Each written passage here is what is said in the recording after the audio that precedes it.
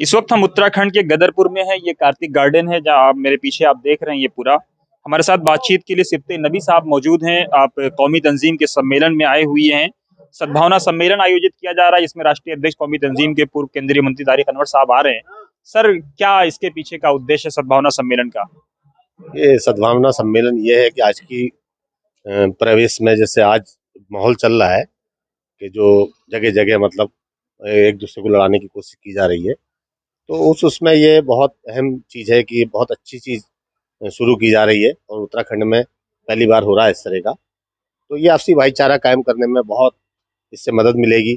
सब हिंदू मुस्लिम सिख ईसाई सभी लोग यहाँ पर मौजूद हैं। तो ये जो तारिक अनवर साहब अभी आके अपना जो भी वो बताएंगे सारी चीज़ें, और भी पॉलिटिशियंस या सोशल वर्कर जो भी आ रहे हैं वो बताएंगे अपने।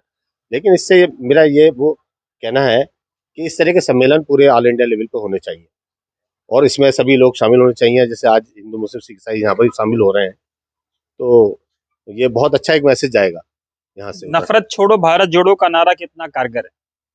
ये तो अगर इसी उस पे तो ये है 80% लोग तो इसी उस पे नफरत छोड़ो और भारत जोड़ो पे 20% ही लोग अगर हो सकते हैं कोई इस तरह के लोग अगर कुछ करना चाहते हैं, लेकिन 80% लोग यही चाहते हैं यहाँ पर इस हिंदुस्तान में कि भाई नफरत को खत्म किया जाए और भारत को एक मजबूत किया जाए, वर्ल्ड में हमारा नाम हो, हम एक अच्छी पावर के साथ आए।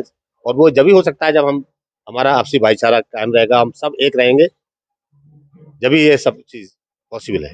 उत्तराखंड तो आपका बहुत शांत एरिया है, देवभूमि है, ये काफी सूफी संतों का फकीरों का ये प्रदेश है। हाँ बिल्कुल, ये बहुत शांत एरिया है, बहुत आपसी भाईचारे से हम लोग सब लोग रहते हैं। एक दूसरे के त्योहार बड़े अच्छे से मनाते हैं, आना जाना है पारिवारिक, एक दूसरे की मदद भी करते हैं हम लोग। लेकिन ये अब यहाँ से एक मैसेज अच्छा होगा कि हमारे देवभूमि है, यहाँ पिरान कलियर भी है, यहाँ हेमकुंड साहिब भी है, यहाँ चारों धाम का केदारनाथ बद्रीनाथ ये सब यहाँ पर धाम भी है, हमारे हरिद्वार भी है, यहाँ पर बहुत वर्ल्ड में सब सब धाम माने जाते हैं हमारे। तो ये एक अच्छा मैसेज आएगा यहाँ से कि हम वहाँ एक भाईचारे की शुरुआत उत्तराखंड से इस तरह की कर रहे हैं। जमीन पे उतारने के लिए इस नारे को क्या प्रयास करेंगे आप लोग? अब हमारा तो प्रयास यहाँ रहते ही है और यहाँ आप से अभी हमारा वो नहीं है ज्यादा, लेकिन यहाँ हमारे आपसी बहुत से लोग हैं, हम हिंदू मुस्लिम सिख ईसाई जो आपस में इस तरह के नारे को हम यहाँ पहले से 20 साल से 25 साल से लेके चले आ रहे हैं। और बहुत अच्छा मैसेज, कोई जैसे यहाँ कोई प्रॉब्लम होती है आसपास तराई में कहीं भी, तो हम लोग सब मिलकर आप उससे सुलझा लेते हैं। शुक्रिया।